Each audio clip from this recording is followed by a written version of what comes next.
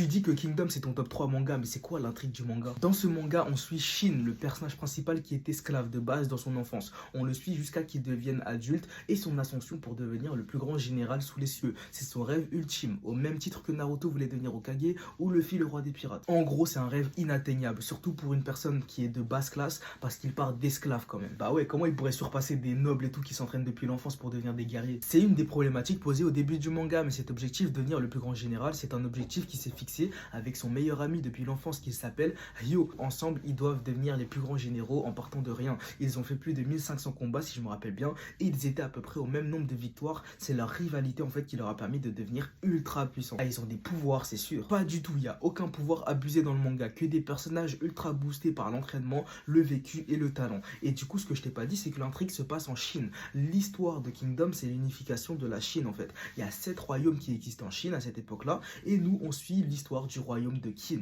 Et il y a énormément de politique, de stratégie, de guerre et de grands généraux, tous plus charismatiques les uns que les autres. Et dans tout ce merdier de soldats prometteurs qui ont le même rêve que Shin, de devenir le plus grand général, on a le roi de Qin, Heisei, qui est le deuxième personnage principal en fait, et qui connaît Shin aussi depuis l'enfance, si on peut dire ça comme ça. Le connaître depuis l'enfance, comment un esclave peut connaître un roi, je comprends pas. À chacal, ça je vais pas te dire, sinon je vais te spoiler. L'histoire, elle est trop prenante frère. On suit donc Shin, qui veut devenir le plus grand général, qui a rencontré Heisei, qui veut unifier la Chine afin d'arrêter toutes les guerres. Et leurs deux rêves en fait se rejoignent tout simplement. On a donc le côté guerre avec Shin qui connaît une ascension fulgurante et le côté politique avec Heisei qui est le premier roi avec une telle ambition, unifier la Chine, mais surtout les moyens d'y arriver par son charisme et son vécu. C'est pas un roi comme les autres. Il prend personne de haut, il est plus humain que quiconque et il a une force de volonté équivalente à Shin qui lui a un caractère ressemblant à celui de Naruto quand il était jeune, très impulsif dans ses décisions. T'as réussi à me hype de fou, hein. Kingdom, vas-y, bien vu pour les travaux, je vais regarder ça.